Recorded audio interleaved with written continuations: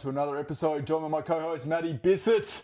Hello. My man, here we go. So the topic of today's video, we're going to look at how to stop taking student behaviour personally. Ooh. But before we get into that, I want to take a quick question, Matthew, to get us primed. So, how do you handle that one student who tests your patient? How do you handle that one student that tests your patients? All right, so to answer that one, I've got to sit up.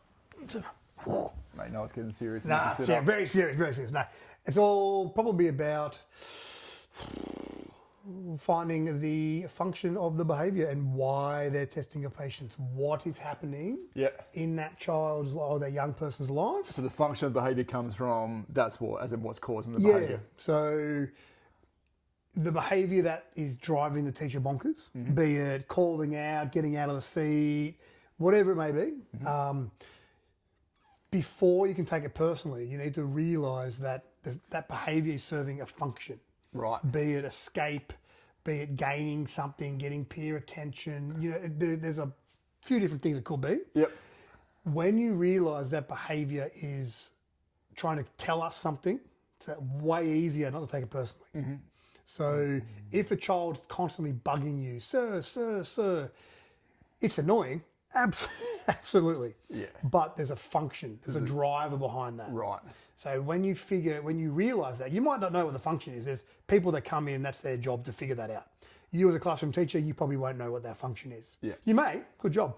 But when you realise that, it's easier not to take it personally because you know it's coming from somewhere else. Yeah. You just happen to be at the coalface getting it. Absolutely. If that makes sense. Look, I remember one of my ones that opened my eyes to this. I remember, so I've done third year teaching, done 2 years in the country, transferred down to Perth, in a tough enough school, had a year 10 class, which were off the rails. I remember it was in a science room as well, so there's science benches.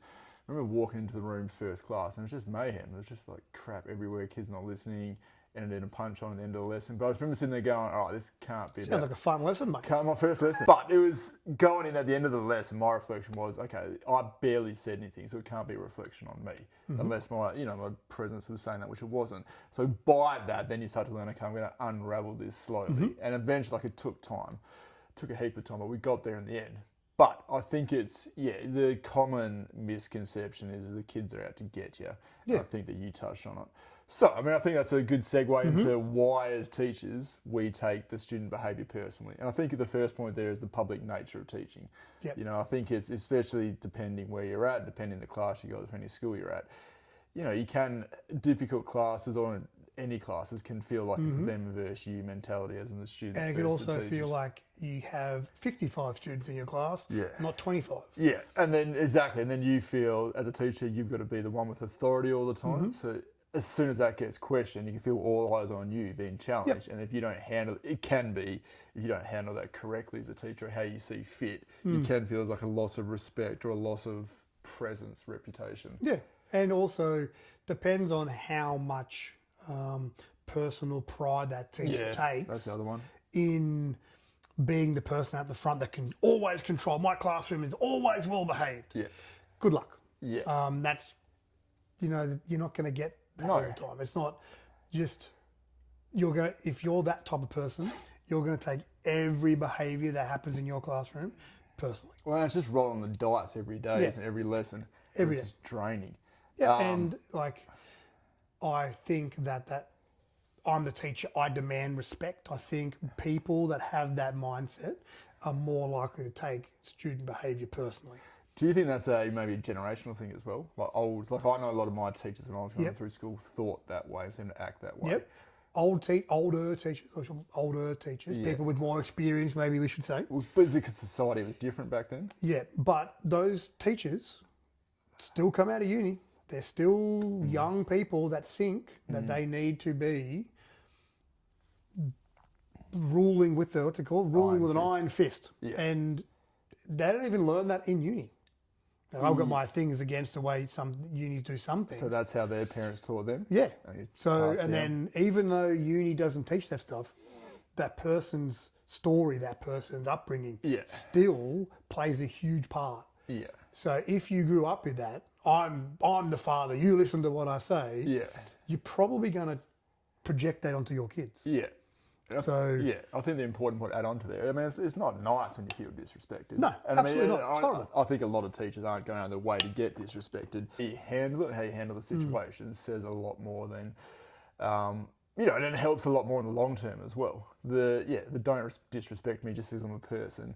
yeah, You'd imagine it's assumed knowledge these days, but it seems like it's just, you can't assume knowledge, Miles. Can't assume It's not going to knowledge, get you anywhere, mate. absolutely makes a, I won't go there. Yeah. I think you can also link it, I mean, your pride and your self-worth as well. Yep. If my class is disrupted, I'm not a good teacher, you know, you can feel that the narrative sort of fuels self-guilt as well. You're a high school teacher. I am. So over a day, you'll have, 5 different... Has 5. So out of those 5 Yeah. classes, Yeah. if you have 1 per day that runs really well, Yeah. in my experience, that's pretty good. You're very rarely going to get 5 classes that run well.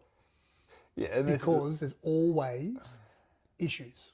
There's social issues, there's home life. You're never going to get 5 perfect lessons, ever. Yeah, and perfect's the key word. And if you pride yourself on having perfect lessons and perfect everything, you're going to take everything that doesn't go your way personally. Yeah. You know, you just need to meet your kids where they're at. Yeah. Do you want all your children in primary school or all your young people to have A's and B's? And absolutely, but don't beat yourself up about it. Absolutely. How much student misbehaviour or student disrespectful behaviour, how much is it from the school? How much is it from external pressures, home life, stress, trauma, community challenges? It'd be very, very hard to put a percentage on each of those factors, Miles. Trauma plays a huge part in the way that people respond, be it the students in the classroom and the teacher. Yep. So if a teacher has a history of people yelling at them, berating them, they're going to react very differently than, say, you or I, because I haven't really experienced that. So the way I'm going to react is going to be very different. So you can't really put a pinpoint, because some days the social issues play a huge part in high school classroom dynamics. Well, you can see the swing in high school. Yeah. You've got a lesson before recess or after recess. Yeah. Something could happen at recess. So then you've got family factors. Have they been fed? If they have medication, have they taken their medication? Do they want to take their medication? Did they sleep last night? Did they go home last night? Like, high school classrooms are very, very hard.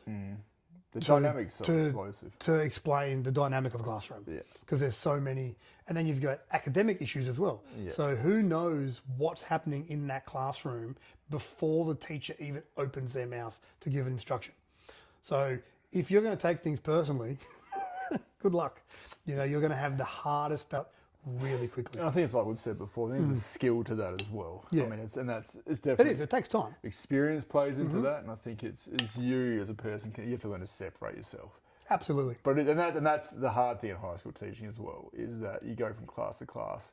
So you might have one class, and so recently, if I've had a bad lesson in my lower school and I go upper school after, it can affect the way you sort of focus and teaching the content, and then, you know, deadlines with them graduating stuff. But then you've also got high school, like, you know, you might, if you're in maths, you might have, I don't know, like a focus on an enrichment class where the whole class is academically behind their peers. So they might be in year 7, but they're working at year 2, year 3. But your next class, period 2 class, might be the year 11 ATAR. Yeah. So then you can't, like, the behaviour management strategies are very different. Yeah. The interactions you have with your peers are very different. Well, I found that. So this year I've got my lower school general class, and I've got an extension class, and then just a year 12 class. Yeah. But I found that, because especially between the 2 lower school classes, it can be a different change in energy and a different change in strategies as well. And the pace is very different. Absolutely. And the kids also, if they're in those higher achieving classes, they most likely want to be there. So there's more engagement. Way more engagement, and the content's at their level. Yeah. So they can do it all because they want to go to uni, and they need that ATAR score. Yeah. The kids in your enrichment class, or, you know, whatever the class is called, they don't want to be there. They're forced to be there. I think, to go back to your previous point, I think that's the key. So how to separate yourself from students' behaviours. What's a key for that, do you think? Realising that, it's going to sound really bad, but teaching's just a job. Yeah, not your identity. Mm-hmm. Yeah. It's just a job. At the end of the day, you go home like everyone else. Yes, there's more of a mental load, and teaching is not just a job. I understand that. But if you need to separate yourself from the actual job.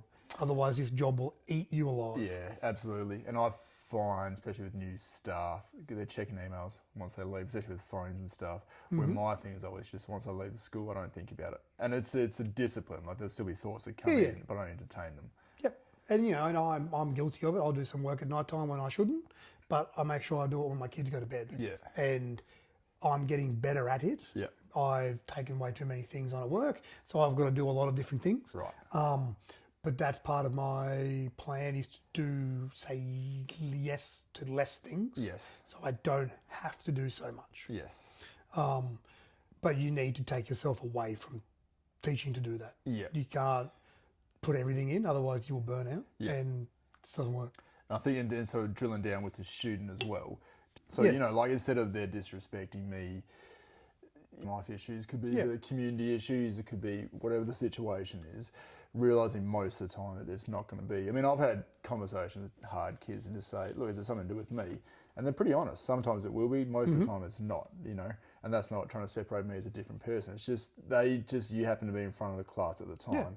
You are the adult figure and they see you as the authority figure. Yep. So some of the kids I work with, they have very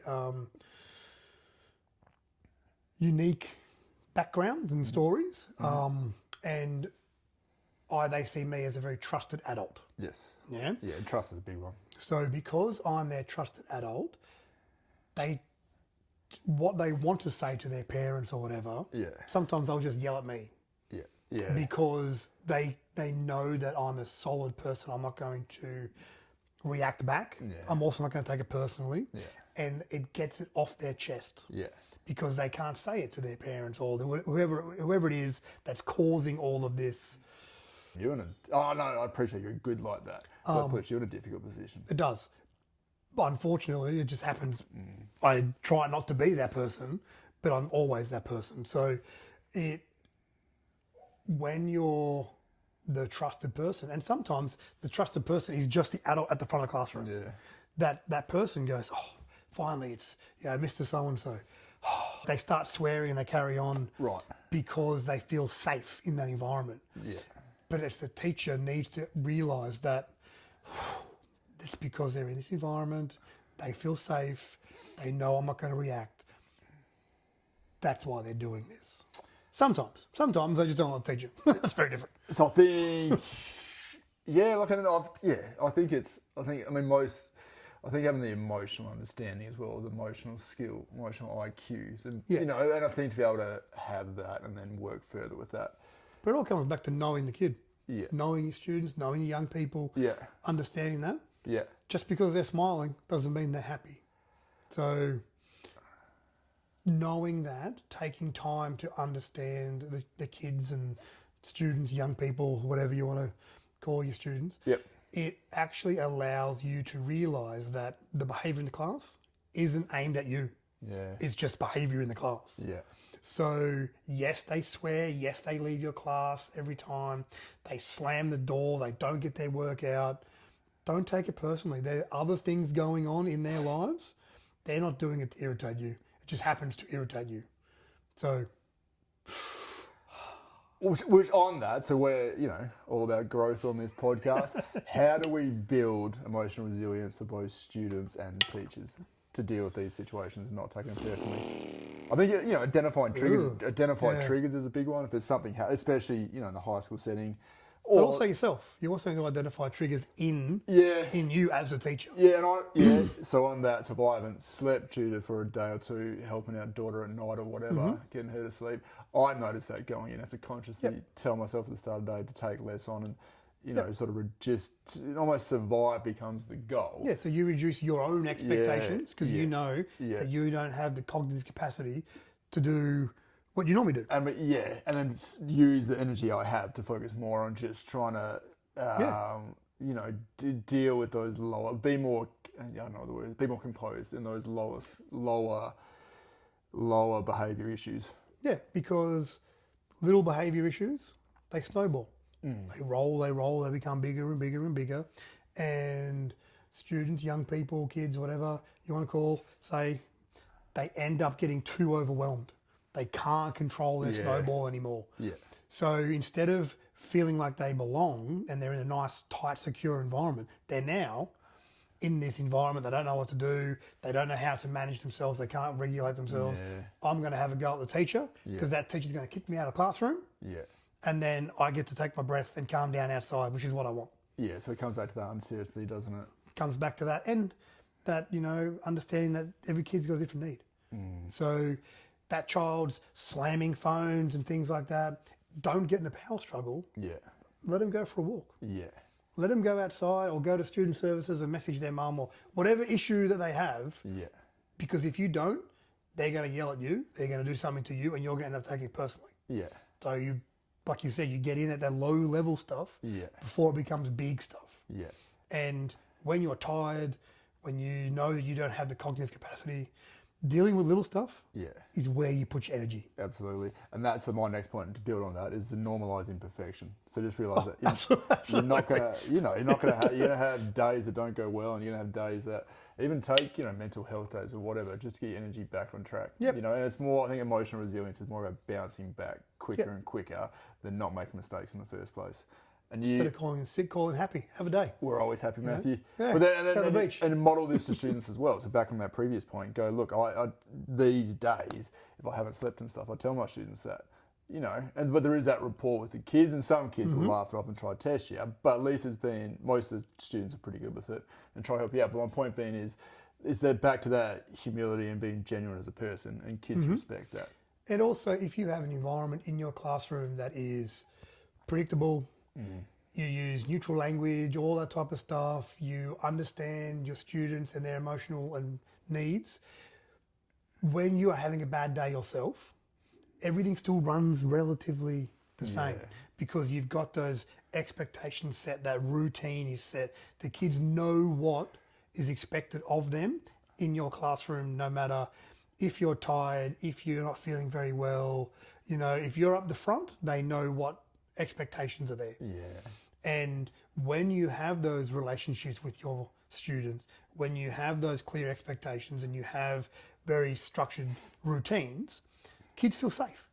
They feel like they belong. They know what's expected of them.